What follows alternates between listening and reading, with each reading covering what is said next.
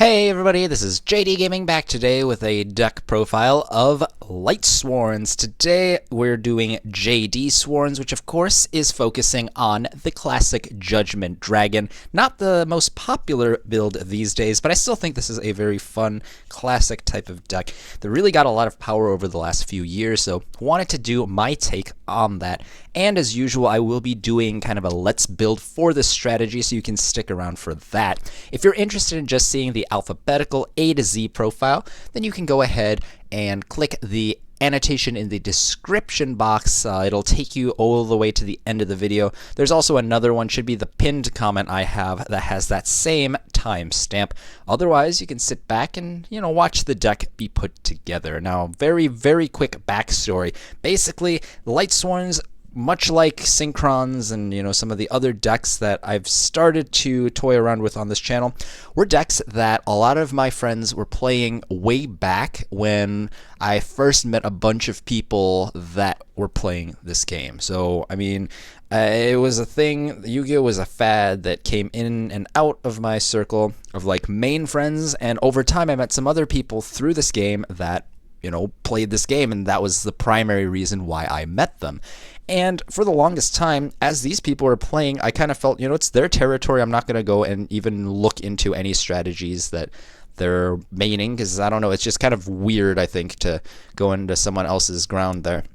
But especially over time, as people have kind of dropped out of the game, it's kind of this double-edged thing for me, where it's cool for me to finally be able to explore these strategies, especially now with a lot of new support. But it's also kind of sad to see, these people are no longer playing the game, but nonetheless, they make for some very cool memories. And so I guess in that respect, this is kind of for one of my buddies that actually had a YouTube channel way before the Silver Shadow or I did. So shout out to Darkstar, but I guess he's not even on YouTube that much anymore. But yeah, this is that type of thing for that. Anyway, we're going to go through and do this. Given the popularity of Lightsworns, I don't think I need to go too far in detail on each of the individual cards, so I'll just go through and explain why I chose things. So essentially, I always start off with what's the core of the deck. And of course, this is going to start off with 2-charge Light Brigade. It's essentially your deck's Rhoda, but it gets you started in terms of getting things into the graveyard.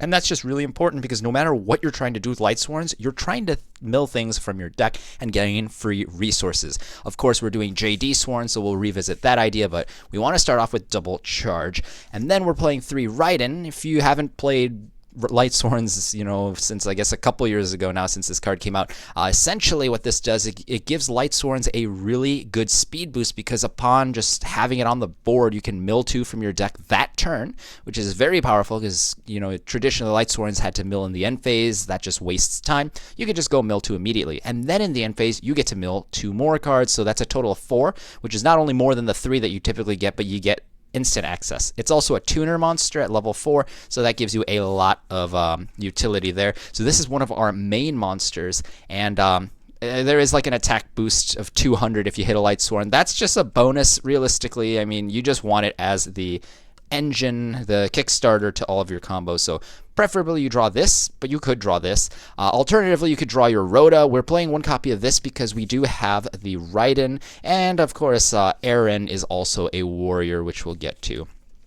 From here, I want to play 3 copies of Lumina. Lumina is extremely good in pure Lightsworns, or more Lightsworn heavy variants that don't rely on them just as an engine, because she lets you go and fix your hand in the process of bringing things back from the graveyard. So this lets you go for easy level 7 synchros while getting rid of dead cards that you normally don't want to draw, but you definitely want to mill and then hit to the graveyard. So very powerful card. Enables a lot of your plays, and because you're playing 3 Raiden and 3 other ways to fetch it, and 2 of those ways also fetch the Lumina, definitely want to max out on her.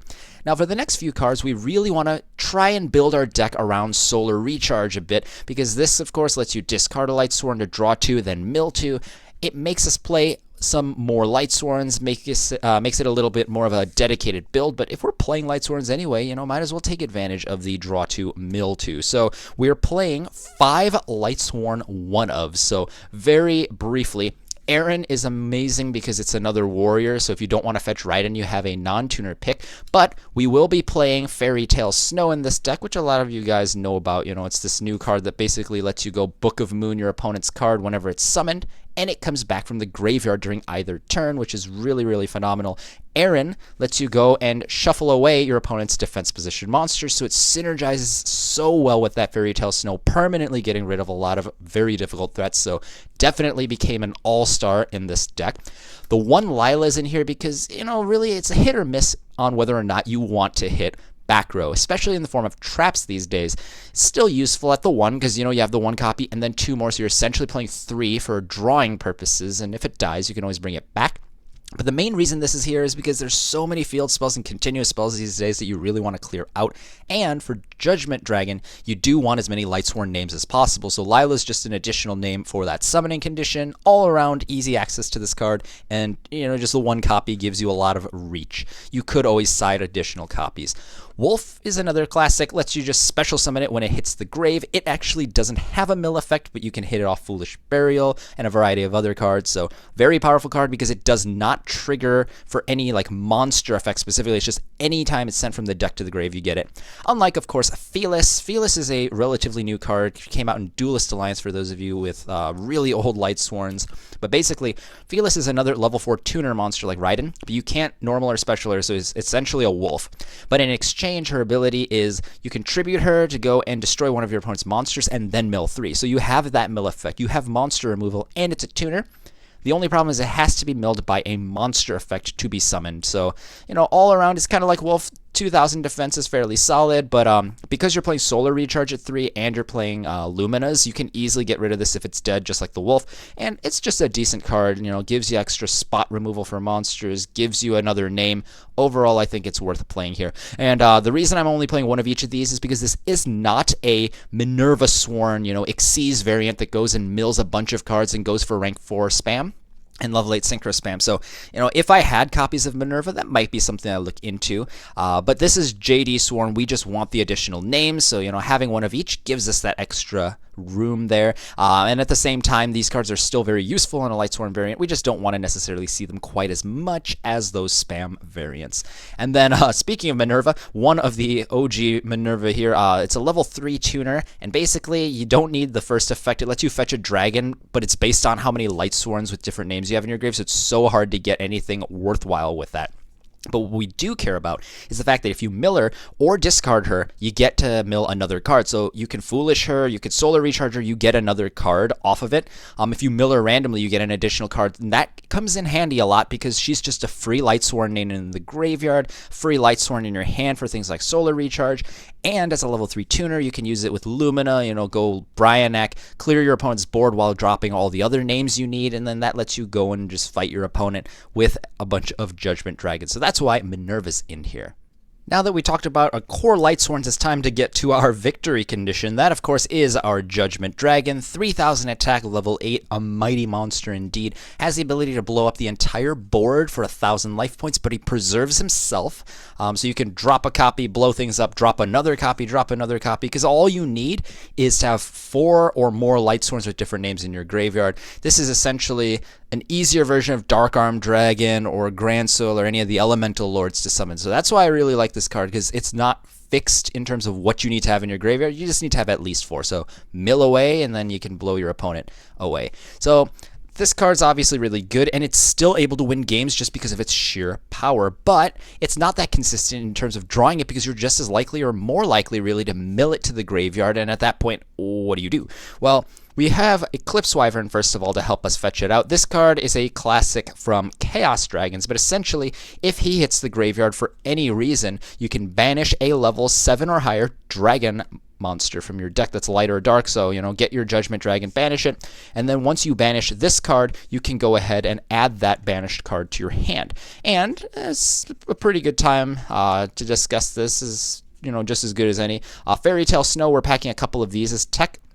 Everyone's obviously doing this in Lightsworns, but essentially it's because 1850 attack level 4, when it's normal summoned or special summoned, you Book of Moon, a face-up monster your opponent controls, and then during either player's turn, you can banish a total of 7 other cards from your hand, field, and or graveyard anywhere, and special summon this card. So dead spells and traps, dead things in your hand, free tokens and whatever you generate, whatever, you can go and banish them and then just bring this guy out. The cool thing is that lets you manipulate cards like Eclipse Wyvern, which lets you go and fetch Judgment Dragon much more reliably. And we already mentioned, there's already synergy with Aaron, but the Fairy Tale Snow is also a really good card in general because it gives you so much defensive and offensive capabilities. It's just an easy way to take advantage of all the cards you're milling to your graveyard, including Eclipse Wyvern for free searching. The next card for fetching the Judgment Dragon is the classic monster reincarnation. You just discard any card, fixes your hand much like Illumina, lets you trigger things like Eclipse Wyvern, set up Fairy Tale Snow or whatever, and then you can add a monster from your graveyard to your hand. Doesn't have any restrictions, so you can fetch Judgment Dragon and then just summon it to the board. This card has a lot of combos into it on top of just, Judgment Dragon for the end game. So very good card overall, but just one copy because I didn't want to mill it too often. If you play too many spells or traps, it's not the best because you do end up hitting those instead of monsters. And honestly, the discard cost, while doable, is still going to make you lose advantage, so you don't want to do too much of that. So that's why one copy there.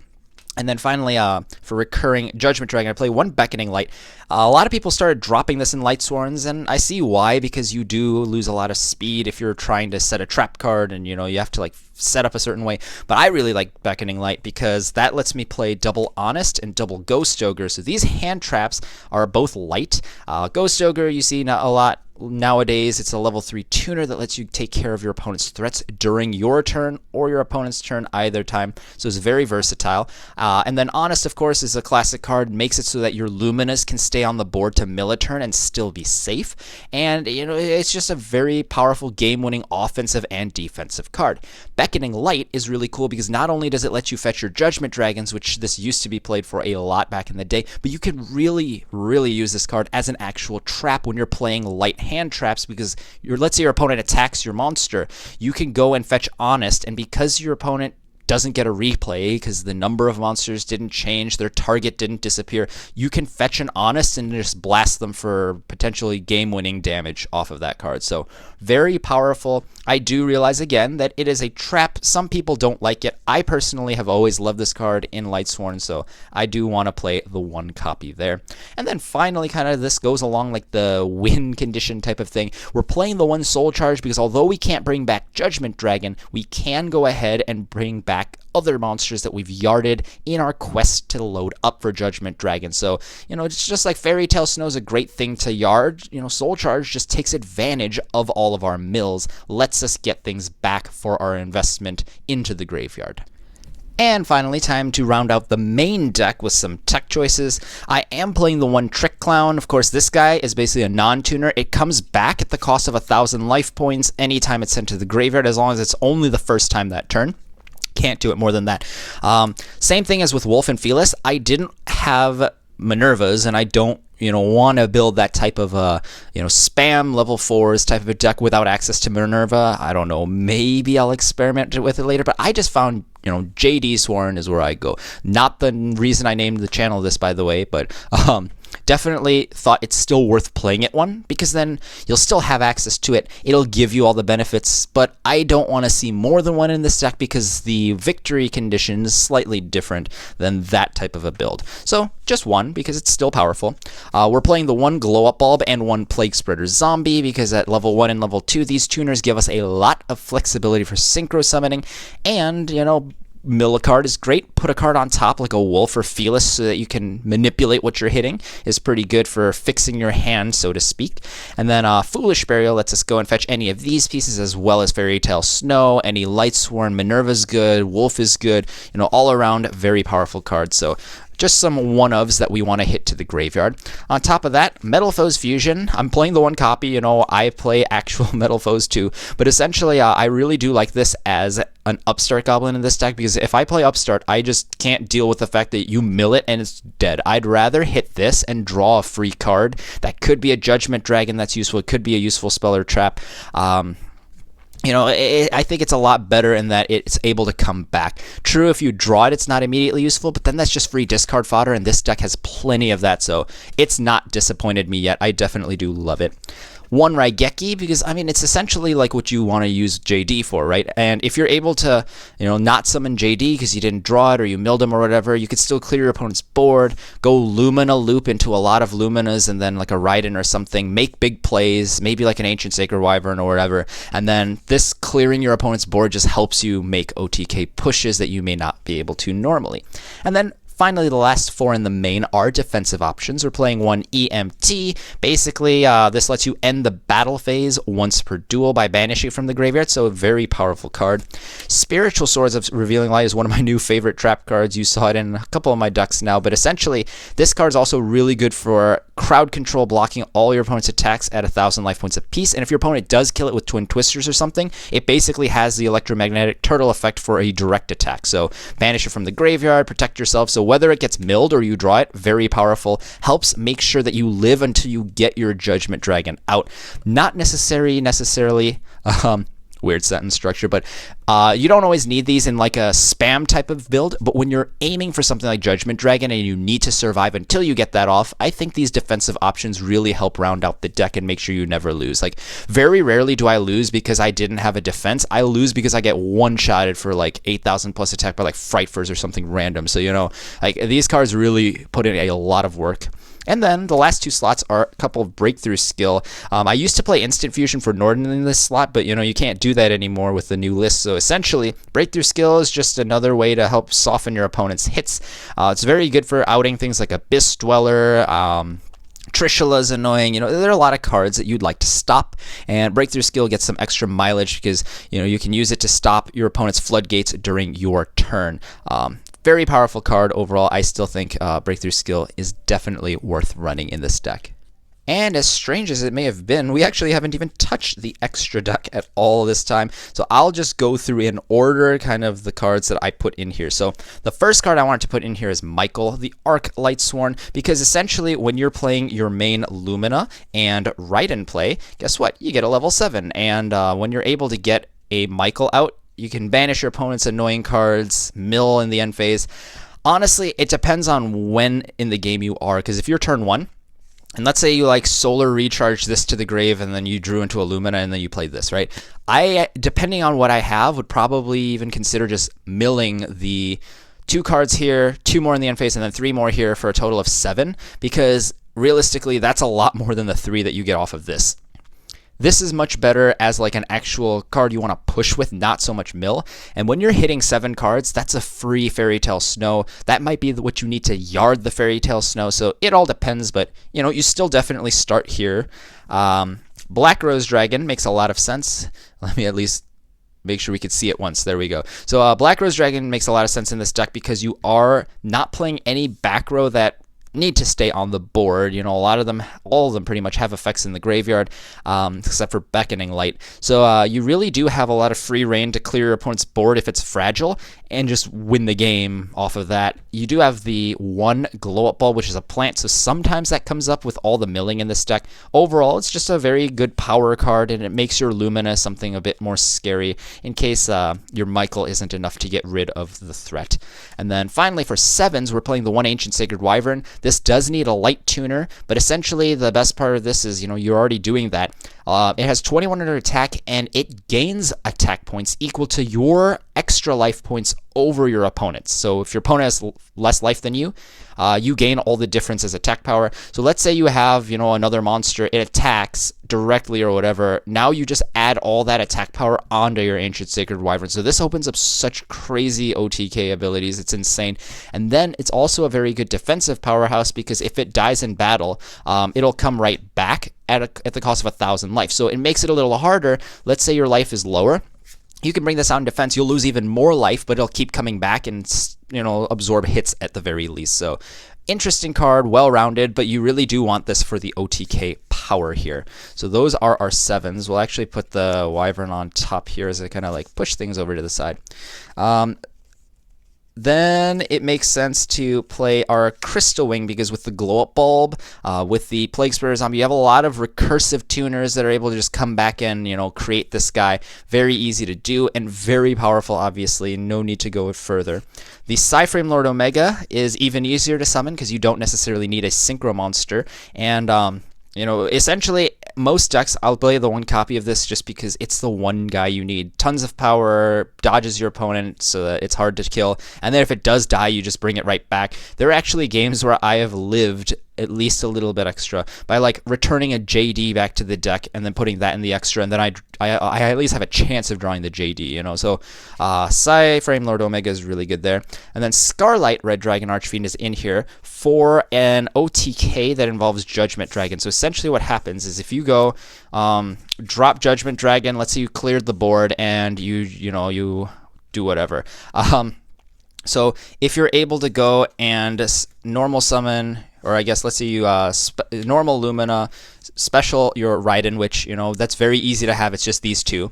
And in your graveyard, you have a Fairy Tale Snow. I know it looks like a lot of cards, but, you know, keep in mind, this is something where this is in the grave, this is in the grave. You just need this in your hand, right? So you're able to go and bring all these back. You can flip something if you want. It really depends, but you probably cleared your opponent's board with Judgment Dragon. If you attack with all of this stuff, you can do a decent chunk of damage, but I think it's like 75-50 if I'm not mistaken. Don't recall if Lumen is actually part of this. But essentially, you can synchro the two of these for a Scarlight Red Dragon Archfiend, which will let you go and blast the Judgment Dragon off for the last 500, and that's able to end the game right there. So that's why Scarlight Red Dragon Archfiend's in here, because it actually does end the game. You could do something like that with Cowboy, but I just found Scarlight Red Dragon Archfiend is a lot more potent of a card because you're just able to clear your opponent's board. You know, that helps you win games on its own. So it's just a lot more impressive than Gaga Cowboy. We are playing the Armades because if you make this guy, which you can with like Lumina and Plague, or like a level 1 bulb with like any of your level 4s, essentially Armades is awesome because you have Honest in this deck. So whether you're attacking or your opponent's attacking, you have this invincible, it's essentially Utopia the Lightning, you know, but your opponent can't kill this guy because you have Honest. So very powerful card, much better in this deck than many others that it can be played in. Brian Eck, I already mentioned, you know, you easily go for a 6 with this with like Minerva, or you could Plague with a 4 or something. You get Brian Eck to clear your hand of Lightsworns, lets you drop JDs after you cleared your opponent's Solemn Strikes or whatever. And even if your opponent hits you with Strike in this deck, like, you're free to dump all of your Lightsworns at once, and then you just drop your JDs, and now your opponent's down a Strike. So what are they going to do, you know? Brian Eck's very powerful because of that. And Trishula's in here because there are a lot of combinations you could do. 2-3-4, 3-3-3, 4-4-1, lots of different ways to bring out Trishula, and of course its effect is very, very devastating. Really cool that you can bring a lot of the monsters from the graveyard for free, or use things like Lumina to bring things back and, you know, add on to levels. So it's just very easy to bring out Trishula in this deck. And then the last 6 slots here, I wanted to play some Xyz monsters because there are a lot of level 4s. You know, I'm not trying to spam level 4s here, but we do have the Trick Clown, we have the Wolf and the Felis, and Soul Charge, and a lot of other ways. Fairy Tale Snow is another good candidate, so we're playing some good rank 4s. Abyss Dweller just lets you get around so many unique circumstances by controlling the graveyard, so that's self-explanatory. Karen Gorgon was actually the last pick I had for this extra, but essentially having a passive way to just beat your opponent down without them blocking you with simple spot removal is extremely powerful. It lets you go and just dominate decks that rely on targeting cards. So if you think of a lot of simple removal like Mithrilium, you know, that targets. You think of a lot of the Paleozoic traps, that targets. You know, like, there's so many things you could stop with this card. So overall, it's decent. I'd say it's probably the most expendable of these rank 4s, but I don't know, leave that decision up to you. I wanted to play this. We have Castel for the basic removal. Daigusto Emerald is in here because you draw cards after milling a bunch of free things. That's really it. Oh yeah, and I forgot. Castel, don't forget, it does have the Book of Moon effect, and that can be relevant with Aaron if for some reason you don't want to just shuffle your opponent's card into the deck. I don't know, maybe you want to use Aaron over 2 turns or something, but, you know, I tried to make Castel's second effect relevant, but, you know, it's just too difficult, guys. I just can't do it. And we have last 2 slots, Utopia and the Lightning. Just like Armades, you're able to bump this guy up with Honest. So essentially what always happens, you know, you have 2 materials, summon the Utopia, summon the Lightning, detach your monsters because they're actually good in the graveyard, and then you have no materials to use the 2 for its effect, right? Your opponent attacks you thinking they can win, and then you Honest them, and they just lose in this deck because, you know, Honest is a really annoying card. And that's also part of the reason why I wanted to play that Beckoning Light in here, because it works so well with Judgment Dragon, but it just combos with these two cards and makes extra use out of them. Very fun way to take advantage of a very classic card. If you watched the video in its entirety, thanks. Hopefully you enjoyed watching the creation of this deck as much as I did putting it together and testing it out. Without further ado, let's get through the alphabetical main deck. So first off, we have 1 Eclipse Wyvern, 1 Aaron, 1 Electromagnetic Turtle, double Fairy Tale Snow, 1 Felis, the Lightsworn Archer, double Ghost Ogre and Snow Rabbit, 1 Glow Up Bulb, double Honest, triple JD, triple Lumina, 1 Lila, 1 Minerva, 1 Performage Trick Clown, 1 Plague Spreader Zombie, triple Raiden, Hand of the Lightsworn, 1 Wolf. Then we have double charge of the Light Brigade, a Foolish Burial, Metal Foes Fusion, Monster Reincarnation, Raigeki, Reinforcement of the Army, triple Solar Recharge, and Soul Charge. And finally for traps, we have 1 Beckoning Light, double Breakthrough Skill, and 1 Spiritual Swords of Revealing Light for a 40-card main deck. For our extra, we have 1 Armades, Keeper of Boundaries at 5, a Brionek at 6, Ancient Sacred Wyvern, Black Rose Dragon, and Michael, the Arc Lightsworn, all make up our level 7s. We have Crystal Wing Synchro Dragon, Psyframe Lord Omega, and Scarlight Red Dragon Archfiend as our 8s. Trishula is our 9, and then for our rank 4s, we have Abyss Dweller, Karen Gorgon, Anti-Luminescent Knight, Castel, the Sky Blaster Musketeer, Daigusto Emerald, number 39 Utopia, and of course the S39 Lightning. That's the end of the video. If you enjoyed, please like it so we can share it with as many other people who may enjoy it as well. If you want to see more of this series, you can click the annotation you see on the right, or if you just want to see the last video I did, click the annotation on the left. And if you really liked what you saw today, then I invite you to check out the channel icon in the middle to subscribe to JD Gaming for more weekly videos. Thanks guys, this is JD Gaming, hope you guys enjoyed, and I'll see you guys next time.